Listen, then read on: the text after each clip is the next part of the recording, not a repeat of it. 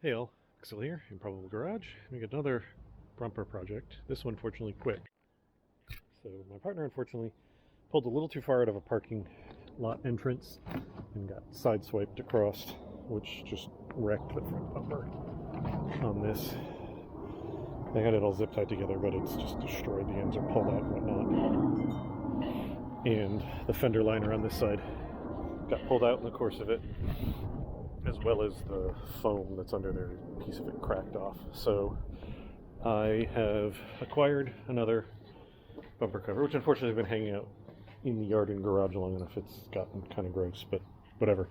My plan is I'm just going to swap it out onto here, put the foam back on, put the fender liner back in, and get the car back to fully functional again, because I still need to paint this hood because of all the chips. I still need to paint the roof because the chips that have got some surface rust, and then this rear spoiler. So because I need to paint those, I'm going to just hold off on doing anything with the bumper more than installing it for the moment. And then when I get to that project, I'll just paint the bumper as well. So yeah, let's just, hopefully this will be super quick. Let's get going.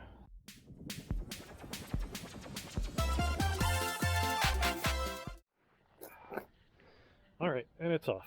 So this lower piece here is attached to the bottom bumper with 10 millimeter. They're both screws and bolts, but you're way better using a wrench, a 10 millimeter wrench or socket on it to get these off. They all go around across here, including the endmost one is shared with the wheel well liner. And then this piece is supposed to be secured, I believe, to the body, but mine doesn't appear to be. Then there's a connector over here that is for the fog lamps, and if your car has sensors in the front, probably gonna be the same. Now the fog lamp assembly looks like we've got a 10 mil here and some clips that are going to hold it together. I've got to pop the connector out here. Should be able to do that with a screwdriver. And then there's this inner structure for the sort of grill area, which shares some connectors to the body. There are these, I'll show you in a second, they're the pop out things, but some are its own. And then it's clipped onto bumper clips here and makes up this grill area, as well as being a reinforcement at the top. And then the front emblem has two Phillips screws there. Similarly, this lower grill here, these little clips are supposed to be in here if they weren't broken off, and that's what holds it in. So you kind of got to go around all of that and take that out. And then this is an air deflector, which is part of that, fortunately, but that all comes out. You can see how it just kind of pops onto these clips. So, and then the foam piece, the other half's in the trunk, but this, you can see the thing just literally pops into that hole, and then the rest of it goes on. I am going to reuse this because it didn't get crunched, it just got like broken. So I'm just going to use some Super 77 adhesive to just glue this to the bumper, and that'll solve that problem. And then all the rest of the stuff's going to get transferred to the new bumper cover and then put back on. If you're doing this because, so if you're swapping out the bumper because of an accident, you're going to need a 10 mil wrench and or socket, probably a deep for this if you have fog lamps. You're going to need either a pry tool or a flat head screwdriver. I've lost my pry tool. Sorry. So these are what the majority of the connectors look like. This is pushed down. If you get a screwdriver in there and pop up the center section, so it does that, then you can get a screwdriver underneath and pry it up. You may break some of these, but that's the best way to try and get them out. You can buy these at the auto parts store pretty easily. If you're doing this because it was an accident, you're also going to want some zip ties, because guarantee you there's going to be something that's going to be torn or broken or something, and your best bet is to just get some zip ties so that you can zip tie it down. But yeah, I'm going to strip this all, transfer this all to the new bumper cover, and then get the new bumper cover back on.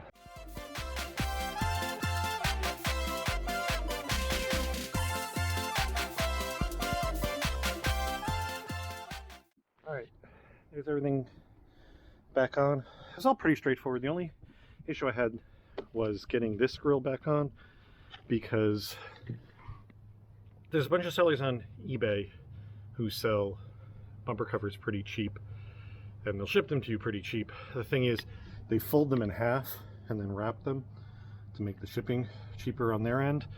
So you have to undo them, unfold them, let them sit out in the sun to sort of straighten out. But even then, they'll leave the bumper a little bit warped here and there. And on this one, this spot right here was pretty warped on either side. But also, it turns out the sort of raised area for this center grill was a little bit warped. So I kept having to sort of move it around to get it to actually clip the clips. And as you can see, these two center ones are warped the wrong way and don't go on. But that, even that was just a matter of fiddling to get it to go. But everything else is on. The other thing I realized I forgot to say needs to be scavenged off the other bumper cover, because I forgot it until I got to that stage, is all of these things.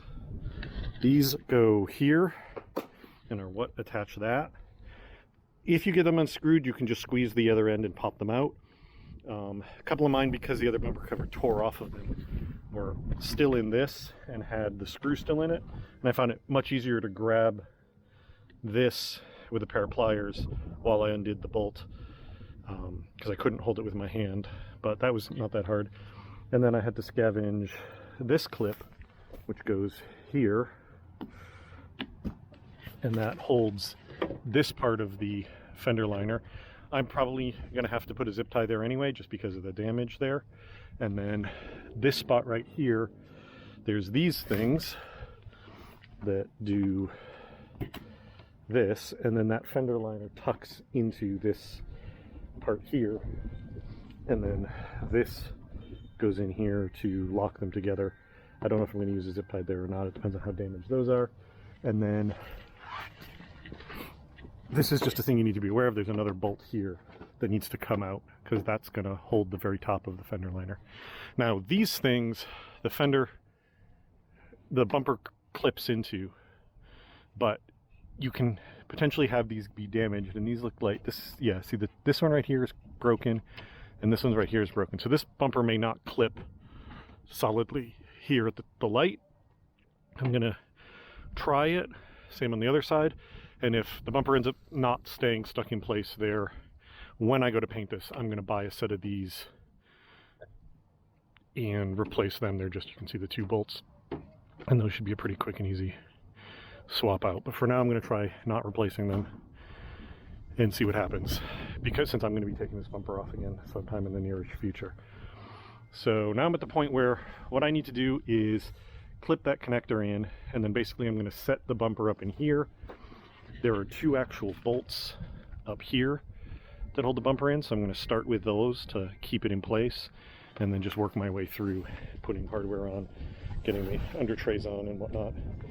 And I'm gonna have to do some work with this fender liner, because it got torn completely off in the accident and damaged. So I'm gonna have to kind of piece that together, and I may have to replace it. But for now, I'm gonna see if I can get it to work.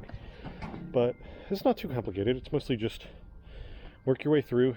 Again, screwdriver, flathead, pry tool, if you have it, 10mm sockets or wrenches, and I found a pair of pliers like that useful for getting those bits of hardware out of the other bumper.